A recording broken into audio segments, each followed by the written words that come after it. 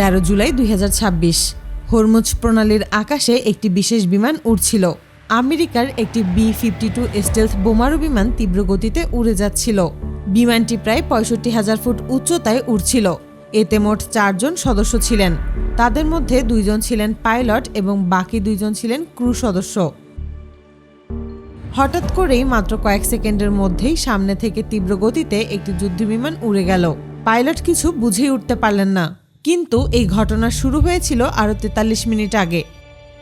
ইরানের একটি উপকূলীয় রাডার ঘাঁটিতে দায়িত্ব পালন করছিলেন একজন রাডার অফিসার। তিনি হঠাৎ রাডার স্ক্রিনে একটি ছোট সিগন্যাল দেখতে পান।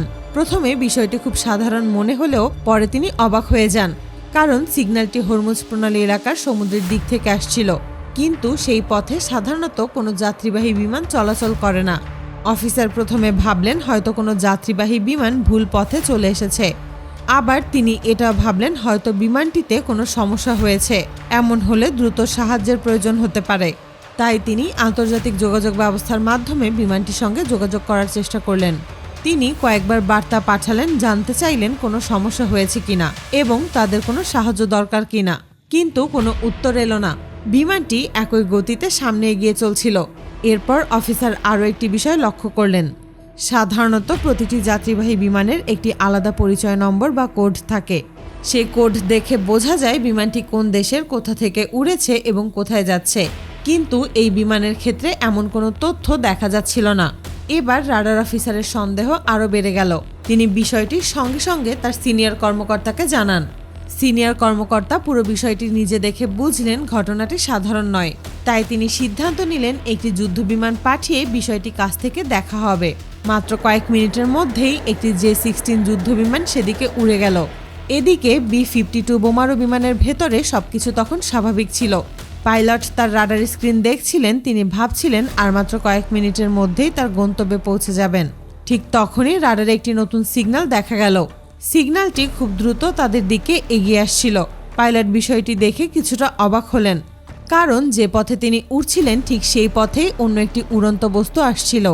প্রথমে তিনি ভেবেছিলেন এটি হয়তো কোনো একটি ড্রোন হতে পারে।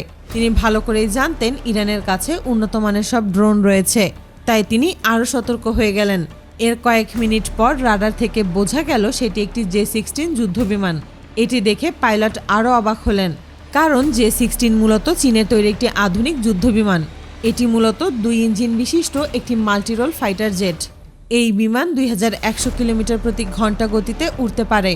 এতে আধুনিক রাডার ও বিভিন্ন সেন্সর থাকে। কিন্তু হরমুজ এলাকায় এমন একটি যুদ্ধবিমান দেখা যাওয়া তার কাছে অস্বাভাবিক মনে হলো। প্রথমে তিনি ভাবলেন হয়তো রাডারের তথ্য ভুল হতে পারে। সাধারণত বোমারু বিমানের পাইলটরা এই ধরনের যুদ্ধবিমান এড়িয়ে চলেন, কারণ এই ধরনের যুদ্ধবিমানে অত্যাধুনিক সেন্সর ব্যবহার করা হয় বলে বিভিন্ন প্রতিবেদনে বলা হয়েছে, যেগুলো বিভিন্ন ধরনের কমিউনিকেশন সিগন্যাল ডিকোড করতে পারে। তাই পাইলট চিন্তায় ছিলেন তাদের তথ্যগুলো বাইরে চলে আসতে পারে। কয়েক সেকেন্ডের মধ্যেই তিনি নিজের চোখে একটি যুদ্ধবিমান দেখতে পেলেন। যুদ্ধবিমানটি খুব দ্রুত তাদের পাশ দিয়ে উড়ে গেল। B-52 বোমারু বিমানে কোনো মেশিন গান বা কাছাকাছি যুদ্ধ করার মতো কোনো প্রতিরক্ষা ব্যবস্থা থাকে না। এই ধরনের বিমান মূলত দূর থেকে মাটিতে থাকা নির্দিষ্ট এলাকায় আঘাত করার জন্য তৈরি করা হয়। তাই কোনো যুদ্ধবিমান সামনে এলে সরাসরি লড়াই করা এক কথায় অসম্ভব। পাইলট তাই শান্ত থাকার চেষ্টা করলেন। তিনি বিমানটিকে পাশ কাটিয়ে অন্য পথে চালিয়ে যেতে লাগলেন। এদিকে ইরানের রাডার কন্ট্রোল রুমে নিশ্চিত হওয়া গেল যে সেই অজানা সিগন্যালটি আসলে একটি বোমারু বিমান। এরপর যুদ্ধবিমানের পাইলটকে নির্দেশ দেওয়া হলো আগে সতর্ক বার্তা দিতে হবে। যুদ্ধবিমানের পাইলট রেডিওর মাধ্যমে কয়েকবার বার্তা পাঠালেন। তিনি বললেন দ্রুত ওই আকাশসীমা ছেড়ে চলে যেতে হবে, কিন্তু কোনো ফিরতি বার্তা পাওয়া গেল না। এরপর যুদ্ধবিমানটিতে থাকা পাইলট খুব দ্রুত বোমারু বিমানের সামনের দিক দিয়ে উড়ে গেলেন। 2 বিমান কাছ দিয়ে উড়ে যাওয়ার কারণে বাতাসের প্রবল চাপ তৈরি হলো।